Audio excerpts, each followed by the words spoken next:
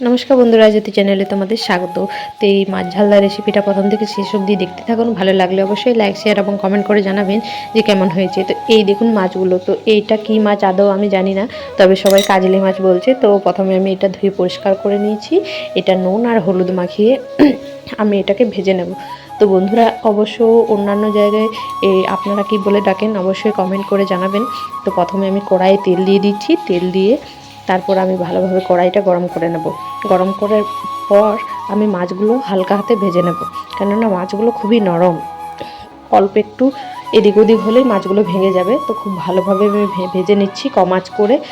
আর এই দিকে আমি মশলা রেডি করে নেব। তো আমি সাদা সর্ষে আর পোস্ত আর দুটো কাঁচা লঙ্কা আর পেঁয়াজ একসঙ্গে বেটে নেব। তো দেখুন খুব আলতো আলতোভাবে আমি ভেজে নিচ্ছি যেন ভেঙে না যায়।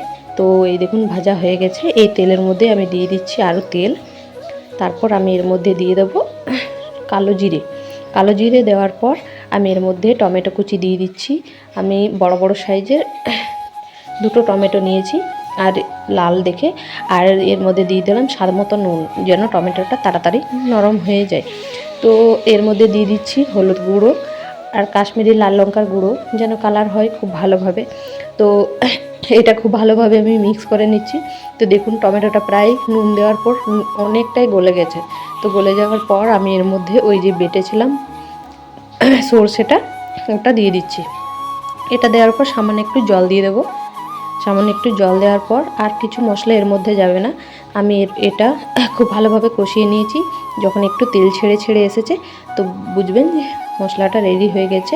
তো এর মধ্যে জাস্ট সামান্য একটু জল দিয়ে দিলাম, যেন মাছগুলো এর মধ্যে ভালোভাবে ডুবে যায়। তো সেই মাছগুলো আমি এর মধ্যে দিয়ে দিচ্ছি। তারপর খুব ভালোভাবে মিক্স করে নিচ্ছি। মাছগুলো মিক্স করা হয়ে গেছে। এটা কিছুক্ষণ ফুটতে দেব। কিছুক্ষণ ফোটার পর আমি এর মধ্যে দিয়ে দিচ্ছি চেরা কাঁচা লঙ্কা, বা আপনারা কুচি করে কেটেও নিতে পারেন। তো এই দেখুন ফুটে উঠেছে। আর এর মধ্যে আমি দিয়ে দিলাম ধনিয়া পাতা। তারপর আমি এটা নামিয়ে নেব কাঁচা সর্ষের তেল দিয়ে।